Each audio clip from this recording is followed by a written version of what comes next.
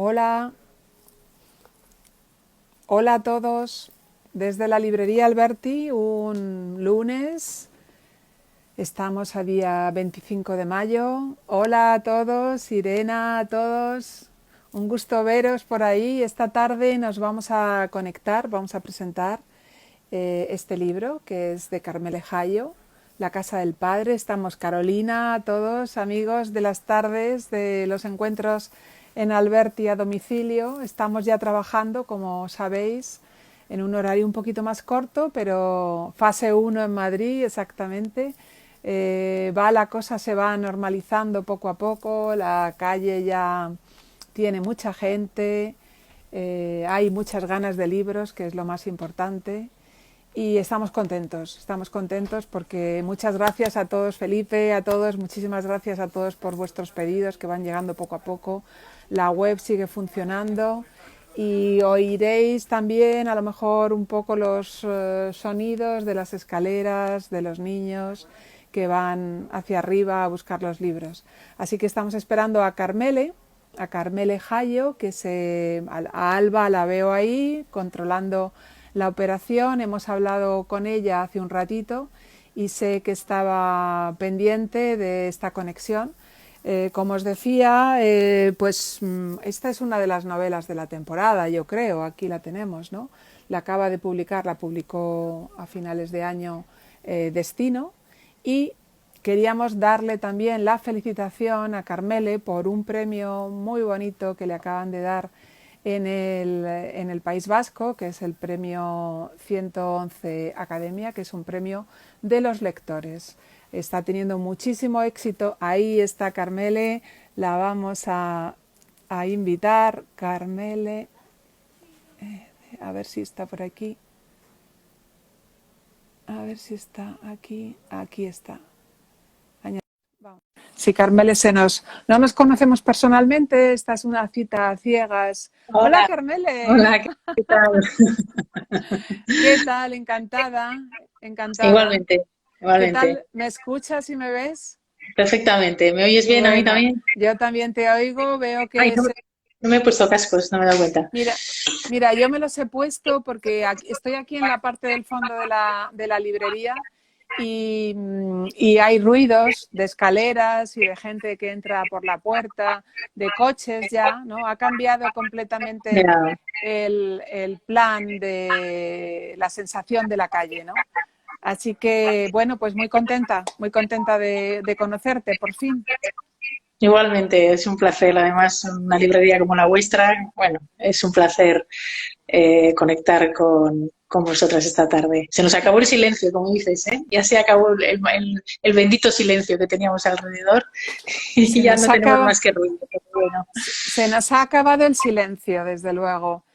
Bueno, pero también se nos está pasando un poco el miedo, que ha sido como una comida con dos platos, ¿no? Teníamos por un lado esa paz, esa tranquilidad extraña, pero también agradable, pero también el miedo que iba unido, ¿no? A ese silencio. Así que, bueno, enhorabuena primero por tu premio, por este premio que te ha dado. Cuenta un poco cómo es este premio, porque es un premio de muchos lectores, ¿no?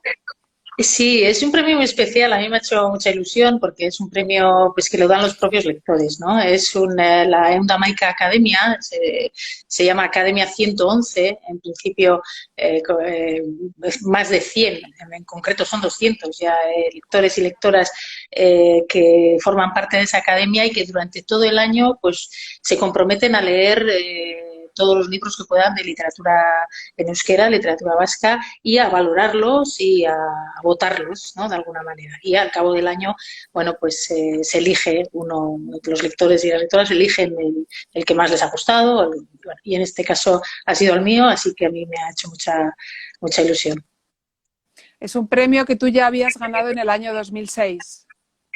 Sí, lo gané con mi primera novela, en aquel entonces con las manos de mi madre. Y bueno, decía de broma cuando me llamaron para comunicarme que me lo volvían a dar, les dije que entonces el premio vino de la mano de mi madre y ahora ha venido de la mano del padre, ¿no? Así que por los dos lados me ha venido el premio, sí. Esta novela yo sé que está recopilando muchísimos comentarios por parte de los lectores, ¿no? Tanto en el País Vasco como fuera. Es un libro que está lleno de situaciones que yo creo que de carácter general, ¿no? Es una familia, es un núcleo familiar, como siempre, lo más importante de la vida se cuece en las casas, ¿no? Y lo hemos visto ahora estos días precisamente, ¿no? Y hay esa estructura que es un matrimonio y lo que pasa a su alrededor con sus padres. Hay 3 generaciones, ¿no? Hay unas niñas, hay unos hijos, hay un matrimonio intermedio y la generación anterior. Todo está ubicado en Vitoria, ¿no? Que es donde tú vives. Y a mí me gustaría que nos contaras un poco esa historia, que yo creo que es una historia real, completamente real, ¿no? Porque es una situación, en fin, generacional totalmente. ¿De dónde te ha llegado? ¿Cómo te ha llegado? Bueno, ¿de dónde me ha llegado? No sé, yo creo, por un lado yo creo que quería hablar de todo eso que a través, como has dicho, de la familia, pero al margen además de la familia, de todo lo que nos rodea, ¿no? De todos los agentes, digamos, socializadores que nos rodean, todo lo que tenemos alrededor, todo eso que es invisible, pero que se nos va transmitiendo, ¿no? Y que nos moldea, ¿no? No solo en el libro hago hincapié, desde luego, en la influencia del género, ¿no? De cómo aprendemos a ser hombres y cómo aprendemos a ser mujeres desde pequeñitos y pequeñitas, pero además de eso, muchas cosas más, ¿no? O sea, de todo lo que hemos aprendido desde nuestra niñez, todos los condicionantes de nuestra vida, todo lo que nos ha pasado, todo eso va creando, nos va creando, quiero decir, nos va moldeando, ¿no? Como la plastilina, ¿no? Y en este caso quería hablar de cómo se transmite, ¿no? De generación en generación todo eso. Me centro mucho en la transmisión del género y de la masculinidad, en este caso el protagonista es un hombre que tiene que pasar por unas circunstancias mucho tiempo cuidando a su padre o empieza a tener que estar cuidando a su padre y esto le va a dar pie a pensar sobre, bueno, cómo ha aprendido él a ser hombre, qué modelo de hombre ha tenido en casa, empezar a ver cosas quizá que no había visto, como digo, que son invisibles, ¿no? Que hasta que no las pensamos no las vemos, ¿no? Bueno, pues quería hablar un poco de toda esa transmisión, de cómo se transmite y cómo transmitimos, seguimos transmitiendo, ¿no? Porque hay muchas cosas que creemos que no estamos transmitiendo del modo de hacer, que es lo que nos enseñaron la generación anterior, pero la estamos transmitiendo quizá de otra manera, más sutil, más tuneada, digamos, más disfrazada, pero seguimos transmitiendo esos mandatos de género, esos mandatos para ellas, mandatos para ellos diferentes, eso se sigue transmitiendo, ¿no? Entonces, intentar captar eso invisible que está ahí, pero que condiciona tanto, yo creo que lo que quería hacer con la novela, contando cosas muy concretas. O sea, yo creo que al final la literatura también, la función es esa, ¿no? Hablar de cosas universales, pero con cosas concretas de la vida que nos pasan a todas las personas, ¿no? Ismael es el protagonista del libro, ¿no? Ismael es un escritor en crisis, es un escritor que está empeñado en contar historias que cree que debe contar y no se da cuenta que las verdaderas historias, como tú dices, son las que están pasando subterráneamente, ¿no? O sea, no se atreve a contar la historia de su relación con su padre, la relación con su madre. No se está dando cuenta de qué es lo que le está pasando a su mujer, ¿no? A Yasune, ¿no? Yasune, sí. No sabe porque está tan metido en su mundo, ¿no? En su propio bloqueo como hombre, como persona, como escritor, que no se está dando cuenta. Hay como una especie de sordera, ¿no? Y de ceguera alrededor. ¿Te parece que esto es algo típicamente masculino? O sea, ¿te parece que es esa sordera, Bueno, yo creo que sí hay algo masculino en el hecho de centrarse en una cosa, puede ser el oficio, la profesión, lo que sea, que haga esa persona, y que eso sea lo central y lo demás está ahí, pero no existe o no. Creo que por lo que nos ha tocado vivir, por los aprendizajes que hemos tenido, por lo que los roles que nos ha tocado a hombres y mujeres durante la historia, nosotras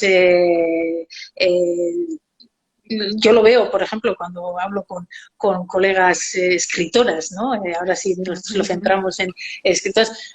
Bueno, al final nos reímos, ¿no? Porque no tenemos otro remedio, pero cómo nosotras estamos escribiendo, pero estamos pensando también, no digo que todos los hombres no, o sea, es que no quiero generalizar ni hacer una caricatura, pero quiero decir que esos mandatos, esas obligaciones que tenemos impuestas, por ejemplo, en el tema del cuidado, todo eso nos hace estar a muchas cosas a la vez, ¿no?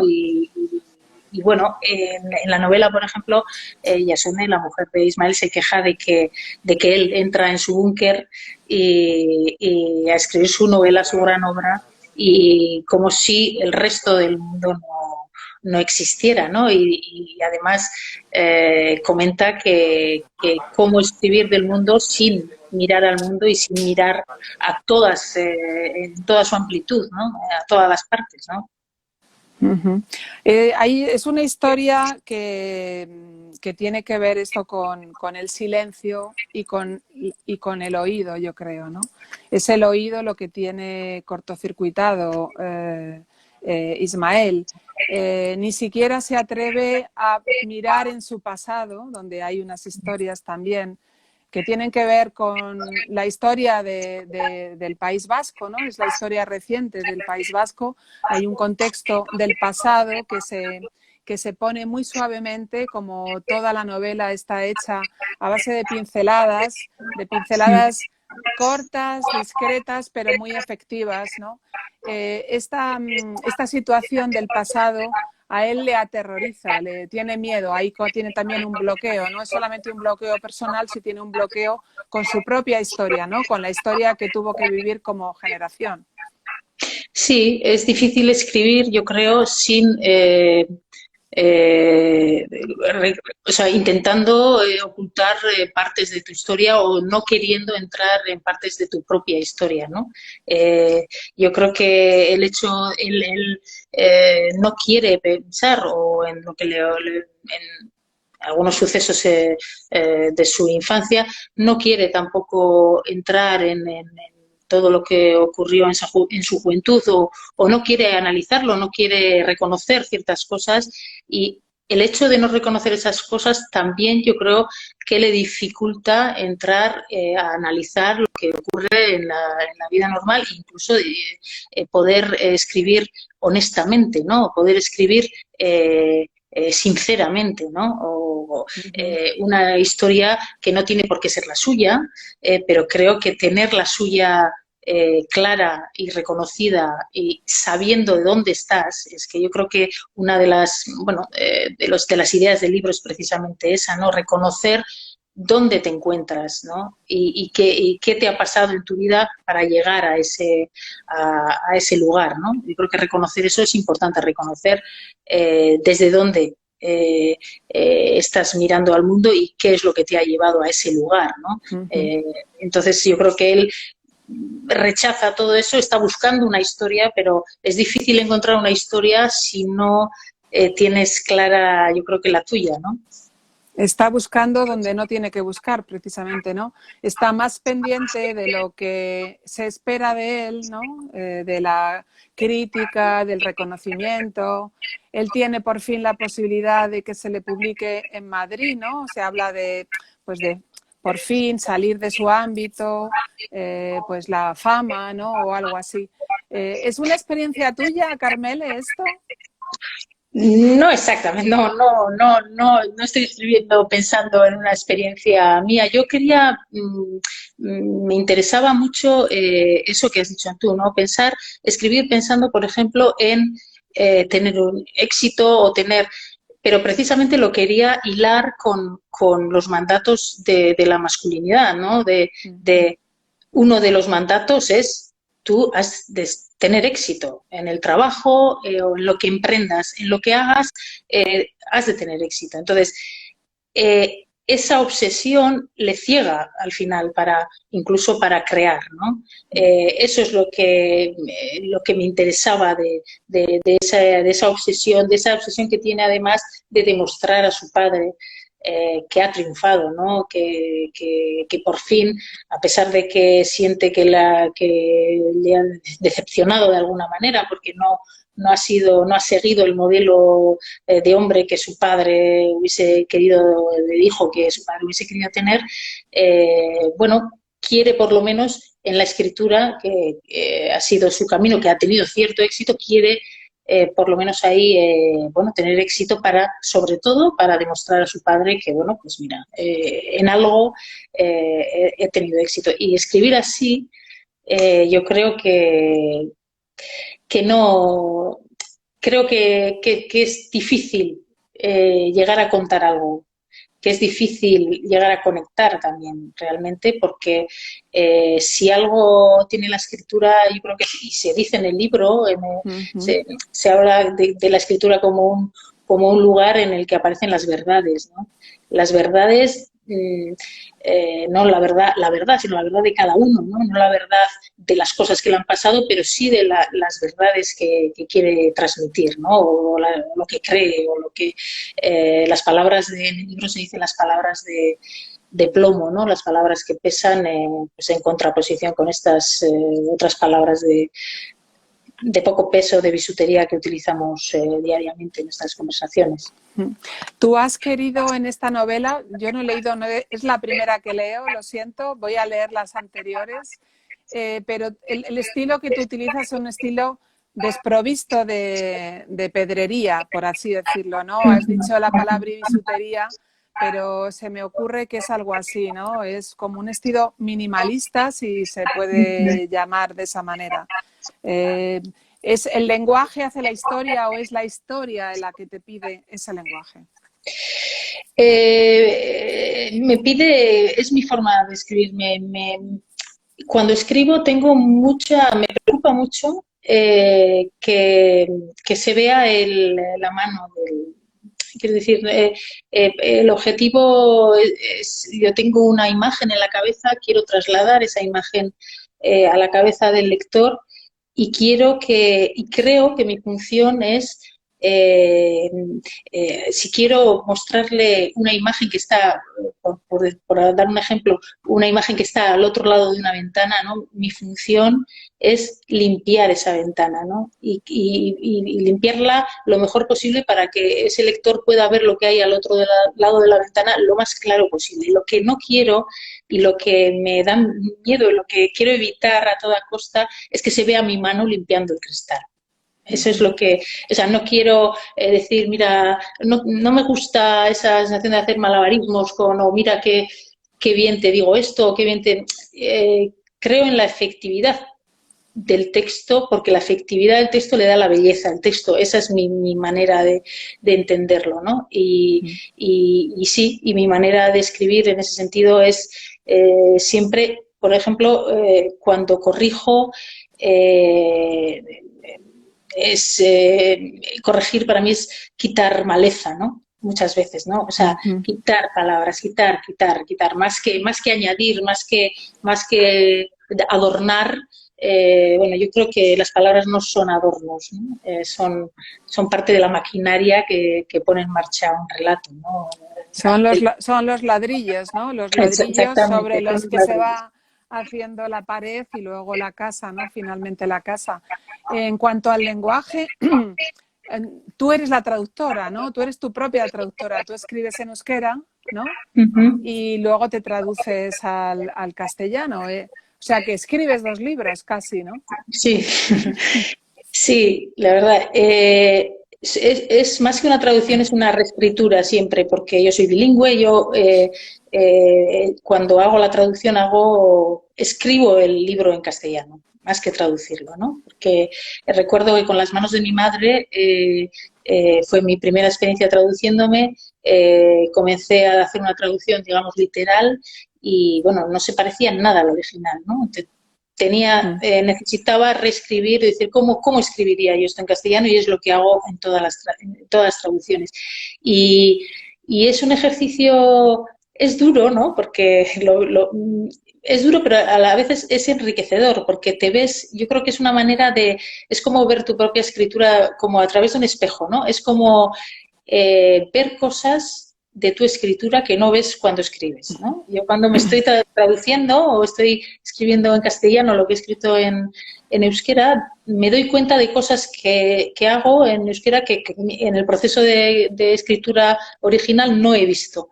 Y en este libro en concreto también ha sido diferente la experiencia, porque comencé la traducción ya terminando el libro en euskera, pero todavía sin terminar. Entonces,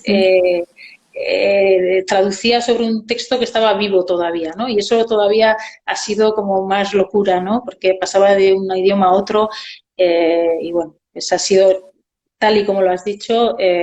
Tengo la sensación de que he escrito dos libros a la vez.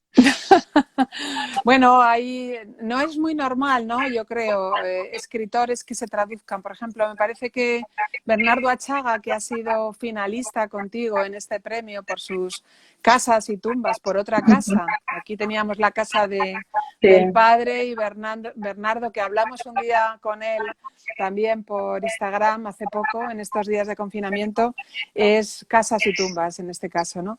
Creo que él no se traduce directamente, No. creo que no, ¿no?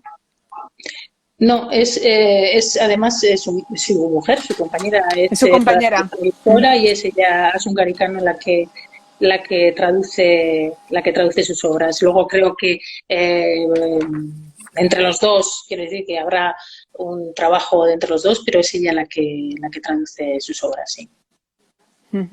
Entonces es curioso, ¿no? Este proceso de otra vez de enfrentarte a tu propio texto, pero con la distancia que tienes que tener, como si fueras una traductora que estás traduciendo un texto de otro autor, ¿no?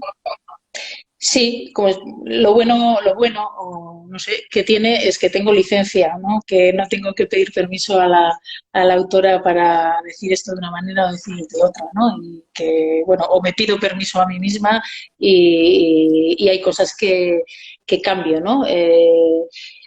Por ejemplo, en mi primera novela, En las manos de mi madre, hice un cambio, la verdad, radical. Si el texto original en euskera está escrito en tercera persona, comencé a traducirlo en tercera persona y me parecía tan frío, tan lejano, que lo cambié a primera persona, ¿no? Ah, sí. Sí, eso fue, sí, Fíjate. pero era una tercera persona. La verdad que era una tercera persona que siempre seguía a Nerea. Quiero decir que era entonces no era tan difícil cambiarlo a primera persona, pero sí, lo cambié a primera persona, y paradójicamente se parecía más al original. O sea, no sé, misterios de la traducción. Realmente la traducción del euskera a castellano hay mucha diferencia entre las dos lenguas, ¿no? Y en estructura, en muchas cosas, y bueno, me exige eso muchos cambios en la forma bueno, a la hora de traducir, me exige hacer muchos cambios. En este libro a mí me ha llamado también, aparte de pues eso, el lenguaje conciso, la trama, como los cambios que va operando el protagonista, Ismael, porque es un hombre que va cambiando, ¿no? Que la vida no le deja más recoveco que tener que cambiar, ¿no? Que despertar. Pero me gusta mucho esa alternancia de voces, ¿no? Con él utiliza siempre esa segunda persona que es como si fuera una voz de la conciencia, ¿no? Que le está hablando, ¿no? Y le está diciendo, pero tío, reacciona, ¿qué Sí, pasa contigo? exactamente, sí. El utilizar la segunda persona porque quería hablar desde del interior, de su interior, pero a la vez con una distancia, ¿no? Como si él mismo se viviera desde fuera, ¿no? Por un momento, ¿no? Y yo creo que esa segunda persona es la que usamos también cuando nos hablamos a nosotros mismos y nos decimos, pero ¿por qué has dicho eso, no? Sí, Por qué sí, no sí. has Pero qué comentado tonta tanto? eres, Nos pero qué hablamos, tonta eres. qué tonta eres, ¿no? Qué tonta eres, ¿por qué no le has dicho esto, no? ¿Por qué te lo has Nos hablamos creído? ¿Por siempre, qué te has creído eso, eso, no? siempre nos hablamos de segunda persona, ¿no? Y es una manera Sí. de hacernos así con el dedo desde fuera, pero desde dentro al mismo tiempo, ¿no? Entonces, me parecía que la segunda persona en ese sentido me ayudaba a hacer ese ejercicio de verse desde dentro y desde fuera a la vez. Sin embargo, Yosune siempre tiene un diálogo interior. O sea, Yosune está hablando siempre consigo misma.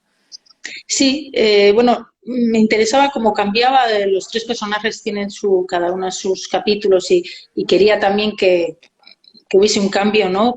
De musicalidad, y cambiando las personas me parecía que era una manera de diferenciarlo también. Y al darle la segunda persona a Ismael, bueno, realmente los capítulos de Yasone me han salido en primera persona, pero me han salido así, o sea, no he tenido que pensar demasiado en cómo los iba a escribir, ¿no? Ella sí escribe desde su interior, no sé. En este sentido me ha salido natural esa primera persona y era también una manera de diferenciarla de la voz de Ismael. Y luego hay otro personaje que ocupa un lugar un poco como secundario, pero que después uno se da cuenta de que tiene mucha importancia porque es como una vida paralela con la de Yosune, que es Libe. Sí, Libe. sí, es la hermana de Ismael y a la vez es amiga de juventud de Yasone, ¿no? Y hay como un paralelismo, hay como ella es la amiga, digamos, la amiga feminista, luchadora, mientras que ella, bueno, pues ha aceptado bueno, se ha casado, ha renunciado a cosas, se supone que Libe no.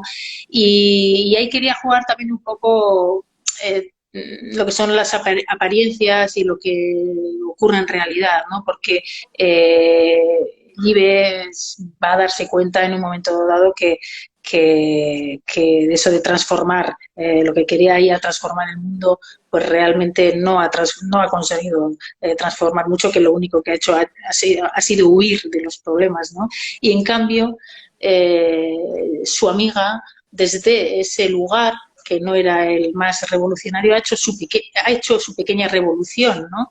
Ha ido haciendo su pequeña revolución, ha ido encontrándose y ha ido reivindicando bueno, pues su lugar y lo que a ella le gusta hacer, etcétera, ¿no? Entonces, muchas veces he jugado mucho en ese sentido y Libe es un ejemplo de ello, es con las contradicciones de los personajes, ¿no? Me parecía muy importante, ¿no? Que en cualquier obra me parece que es una manera de darles credibilidad, ¿no? Todos somos muy contradictorios, todos tenemos muchas caras, ¿no?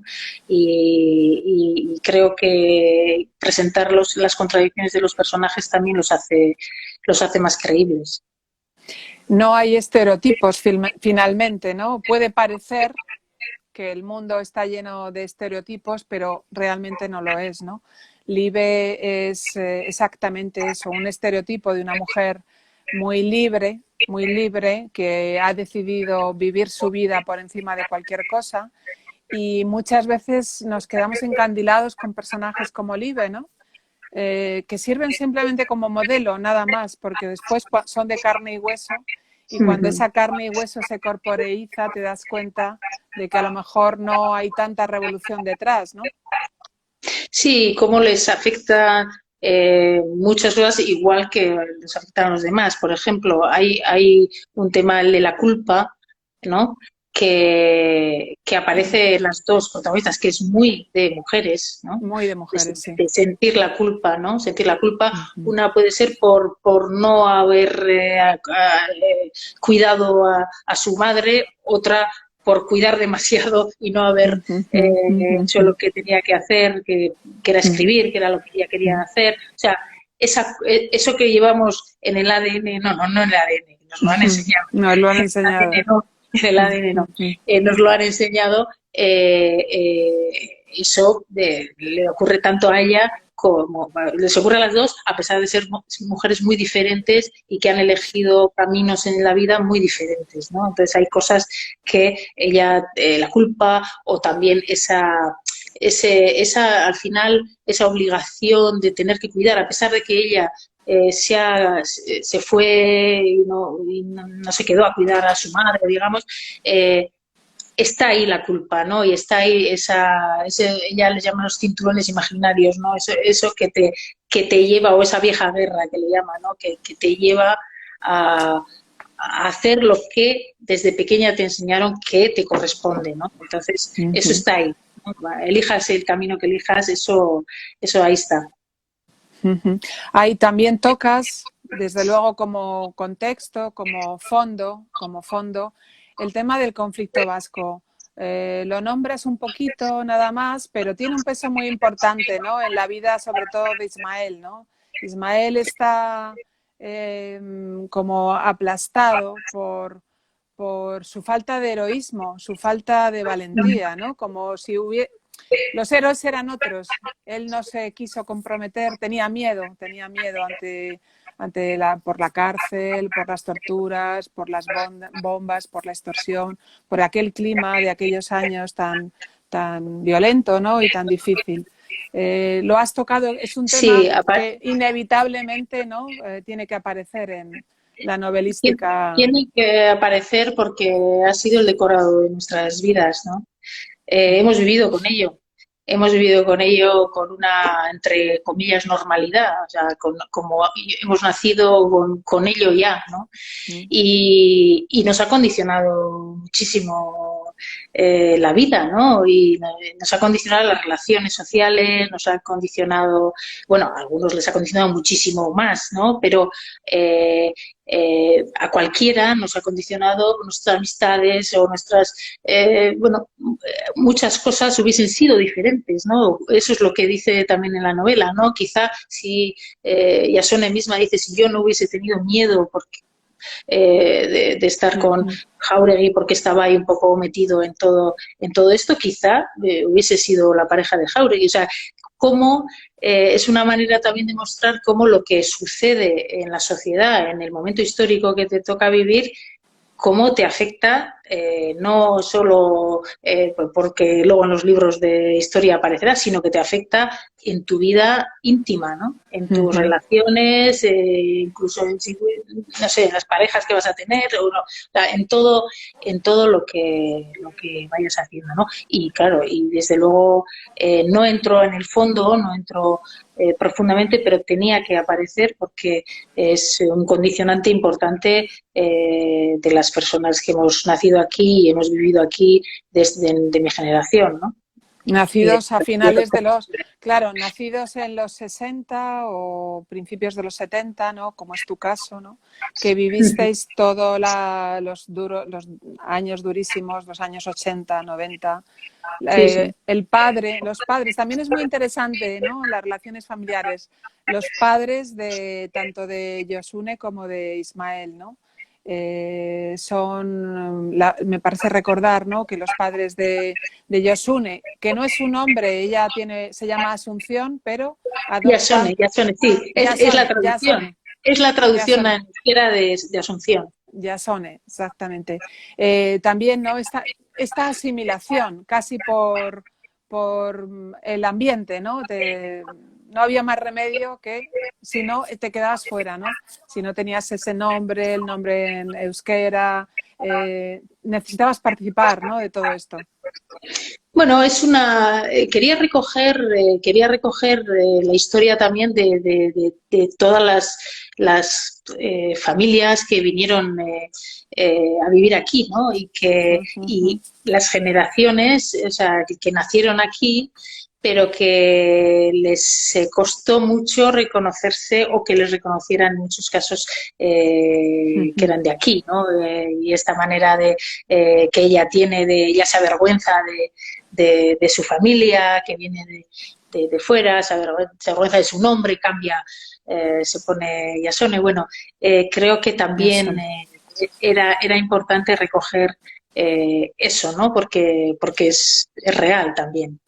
Forma parte, ¿no?, de la estructura social, ¿no?, del País Vasco, ¿no?, y de su historia, ¿no? Esa asimilación de todos los que han llegado de fuera, llegaron de fuera y forman el tapiz, el tejido social, ¿no?, del País Vasco. ¿Qué es lo que ha cambiado en ti después de haber escrito La Casa del Padre? No lo sé.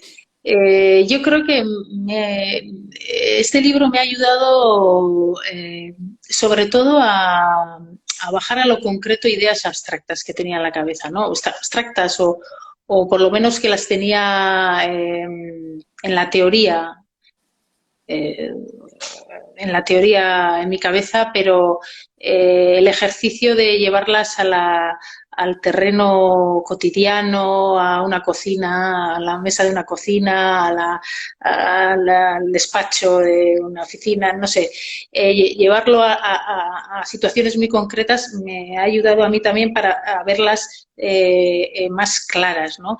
Y sin duda también he descubierto cosas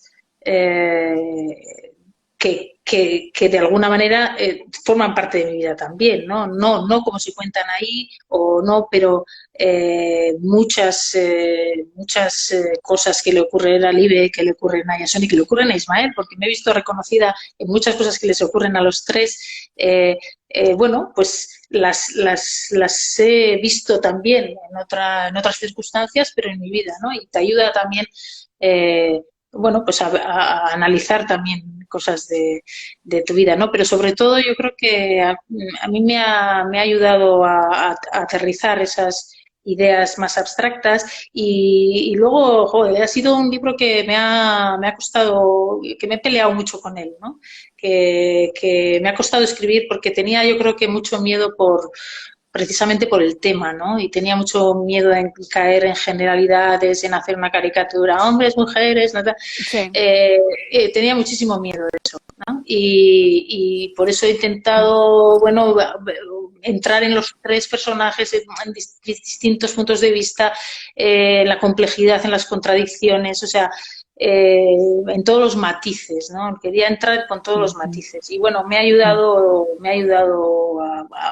bueno, yo creo que esa era lo que quería conseguir y bueno, en alguna medida creo que lo he conseguido o bueno, por lo menos algo. Hombre, yo creo que sí que lo has conseguido, Carmele, porque se nota que a los personajes los quieres muchos, porque los conoces, porque los entiendes, ¿no? En sus debilidades, en sus defectos, especialmente con Ismael. Ismael, al principio yo pensaba, pero este tío es un lila, no se está enterando de lo que va, pero muchas veces esa sensación la he tenido yo con hombres, ¿no? Este tío no se está enterando de nada, ¿no? De lo que todo el mundo sabe a su alrededor lo que pasa y él no se entera. Y con Ismael la sensación es todo el rato esa, pero sin embargo se nota que es una buena persona, ¿no? Que es un buen hombre, o sea, que es alguien que no es por su culpa, o sea, él no tiene, hay algo que le ha llegado, que le han marcado de esa forma, ¿no? Y entonces eres comprensiva, eres compasiva y eres empática y eres generosa. Y eso es lo que le da a la novela, yo creo que su grandeza, ¿no? Tiene ese tono que no es reivindicativo ni con unos ni con otros, ¿no? No quiere acabar con un modelo de hombre ni ensalzar a un modelo de mujer sino que la posibilidad del cambio, que eso es lo mejor, ¿no? Pensar que se puede cambiar, que podemos cambiar, ¿no? Sí, he intentado entrar en la mente, he intentado, como dices, o he querido y creo comprender la situación de cada uno. Es decir, que no quería decir, mira, este hombre que no ve a las mujeres, que no, no sé qué. No, quería entrar en decir, pero ¿por qué le está ocurriendo esto, no? Y bueno, pues vamos a ver cómo ha aprendido a ser hombre, vamos a ir atrás, ¿no? Hay una frase en el libro cuando dice su padre, y lo va a decir también, yo no he sido, ¿no? Esa sensación de decir, yo soy culpable, puedo ser culpable de lo que estoy haciendo, pero realmente no soy el único culpable, ¿no? O sea, no es una cosa individual lo que está ocurriendo, es una cosa de la sociedad, es una cosa que me lo han transmitido y yo, fíjate, lo estoy transmitiendo también.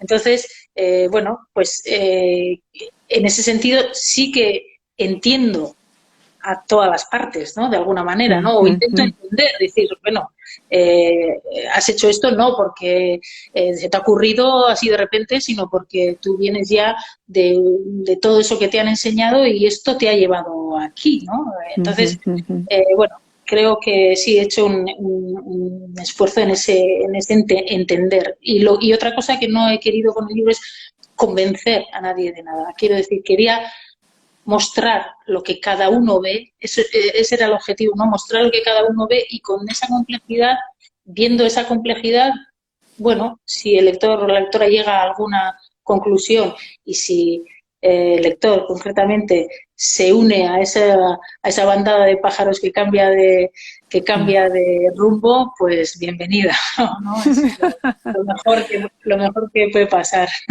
Yo me parece que sí, ¿no? Que la literatura nos ayuda, nos puede ayudar, ¿no? A cambiar. No sé si a ser mejores, no sé si es para tanto, pero desde luego sí que la literatura nos pone unas gafas para ver las cosas de otra manera, ¿no?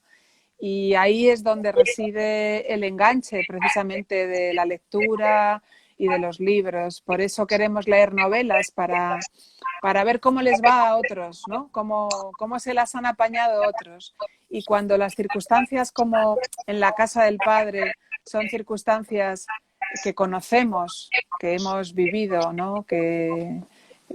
Pues es un libro que llega inmediatamente, ¿no? Desde la primera página. Es un libro que te capta por ese tono de honestidad del que tú has hablado, ¿no? Que me parece que recorre esa honestidad, recorre toda la novela y todos los personajes.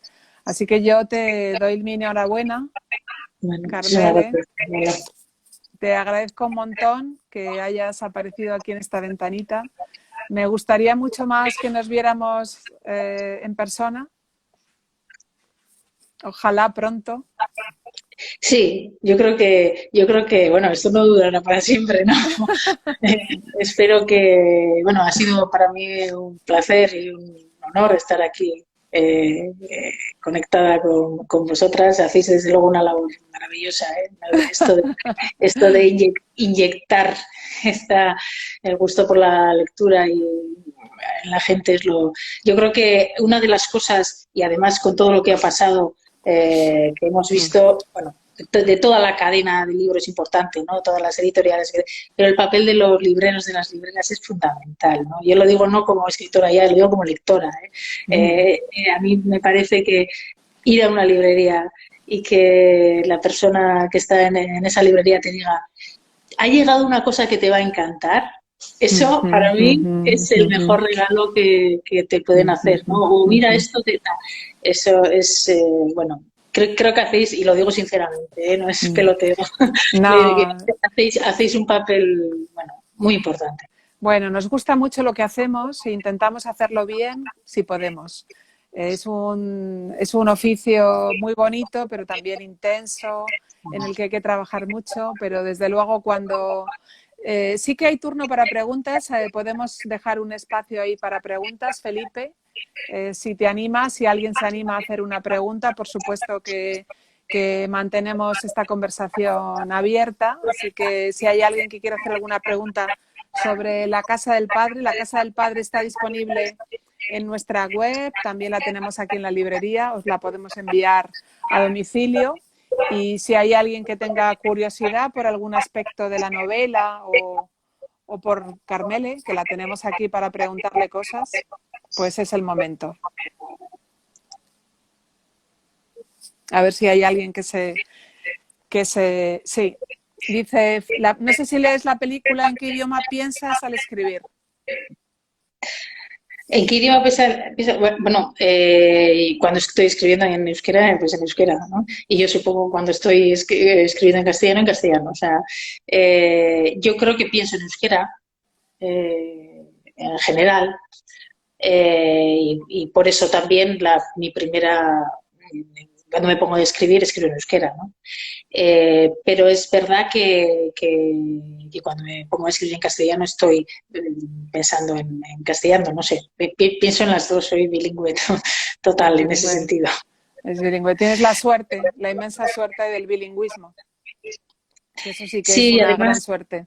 sí, además te da, igual que he dicho con la traducción, que cuando cambias de una lengua a otra, a veces ves las cosas desde otro sitio y te permite ver cosas que no ves en el original. Yo creo que cambiar de lengua también en la vida te permite también ver las cosas desde diferentes lugares, ¿no? A veces, ¿no? No sé, yo creo que sí, es una suerte, la verdad.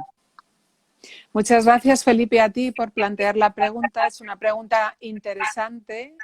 Es verdad que ser bilingüe te da dos perspectivas, dice Ivette. Es cierto que el bilingüismo, bueno, pues es la suerte de tener dos mundos en la cabeza, porque el lenguaje nos configura también. Así que, pues no sé si hay alguna pregunta más. Dejamos ahí pasar y si no, pues siempre estos encuentros nacieron un poco como prólogo a los aplausos aquí en Madrid. Antes de las 8 siempre teníamos que terminar para dar tiempo a los aplausos. Dice, la mano de la madre, la casa del padre. La siguiente está preguntando Alba si es el pie del niño. Sí, fíjate, yo al pensar en el título de esta novela, yo al principio pensaba en la casa del padre, pero luego dudé porque dije, jolín, tengo en las manos de mi madre, ahora voy a sacar la casa del padre, no sé, van a pensar, voy a sacar luego no sé, el delantal de mi abuela, ¿no? Entonces, estuve dudando, ¿no? Y dije, joder, igual no le pongo, pero es que al final, bueno, creo que era el título que le correspondía a la novela y, bueno, pues se lo puse, ¿no? Pero sí, la verdad que las relaciones familiares parece ser que me importa mucho, ¿no? Porque aparece mucho en mis novelas, aparece sobre todo las familias y aparece mucho los silencios dentro de las familias, ¿no? Esos silencios, todas esas palabras no dichas y todo eso que se transmite con el silencio, ¿no? Porque con el silencio también se transmiten muchas cosas, ¿no? Eso aparece en todo lo que escribo. En las manos de mi madre, por ejemplo, aparece el hecho de cómo podemos ser personas casi desconocidas a pesar de vivir casi una vida entera bajo el mismo techo, ¿no? Sí, es un silencio que han tratado también otros escritores vascos, ¿no? Como Edurne Portela, Fernando Aramburu, no en Patria, sino en la anterior novela. Eider Rodríguez también, ¿no? O sea, es un buen momento, yo creo que para la literatura en euskera, la literatura vasca. Así que, bueno, pues enhorabuena otra vez. Muy bien, Lola. Carmele, un gusto. Te espero aquí en la librería Alberti, ya en cuerpo y alma. Y muchísimas gracias. Y a todos vosotros los que no hayáis leído La Casa del Padre, por favor, leedla, leedla ya. Y pregunten si los libros han llegado a Latinoamérica. Supongo que estarán a punto de llegar si no han llegado ya. Seguro que sí. Alguien desde Chile nos decía que te estaba leyendo o que te había leído, Silvia. Así que muchas gracias a todos. Muchas gracias, Carmele. Un gran placer. Gracias a ti, Lola. Placer. Un gran placer. Muchas gracias. Hasta pronto. Gracias a todos. Gracias. Hasta la próxima.